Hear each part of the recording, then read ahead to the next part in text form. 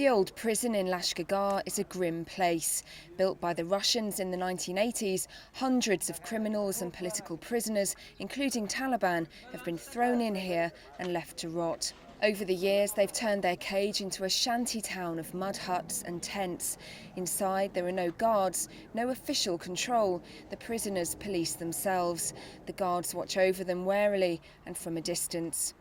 This prison reflects the state of the justice system here, non-existent, but that's all about to change because a new prison's been built right next door.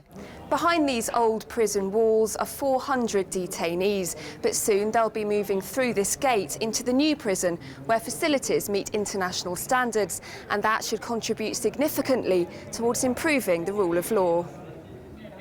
And this is it, Lashkar's latest development project. Spacious cells take up to 10 prisoners with access to exercise areas, washrooms and a laundry. A prison governor from the UK was brought in to run the project, which has cost $2 million so far. Actually having a prison that is run properly, that is safe and secure both for the prisoners, the staff and the population should mean that people are confident in the systems, that they're not corrupt and that people will actually be kept here and treated with humanity and dignity. The prison took 2 years to build. That may seem like a long time, but this is Helmand, and here nothing is easy. A couple of the contractors were actually killed by the prisoners trying to work on the prison because of the access that they used, which causes a little bit of a hold-up. We faced with so many problems, like the prisoners say to us, "Oh, we will kill you, we will not allow you to complete the works," and so the supplies and construction materials, we had a little bit problems, so that's why the work is a little bit delayed.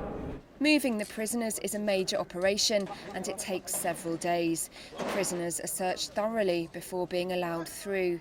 They carry all their worldly possessions in plastic bags, which are also searched. Nobody's taking any risks. The existing prison records are erratic. It will take 6 months to interview every one of these prisoners to check whether they really should be here. Some of them should probably have been released years ago.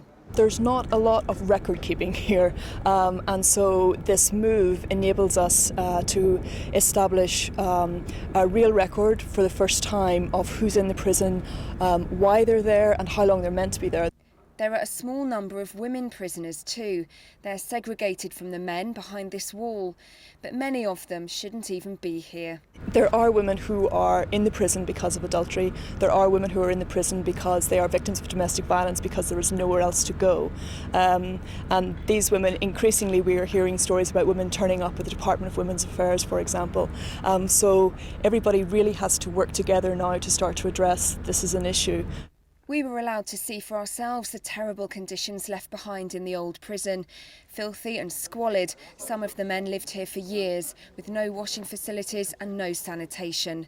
A weapons cache was found in one of the rooms. The prison project goes hand in hand with developing the police service and the way justice is done through the courts. It will give the people an official alternative to the old tribal ways. In terms of hudud punishments, which would be things like amputations, beheadings, the organisation that would be associated most closely with that is the Taliban, and of course the prison represents an alternative to the Taliban justice system, and so that again is why we're very happy that the prison build is now complete. The hope is by improving the prison, the people will have more faith in the government of Afghanistan's ability to actually govern and to provide them with the security they crave. Charlotte Cross, BFBS reports, Helmand Province.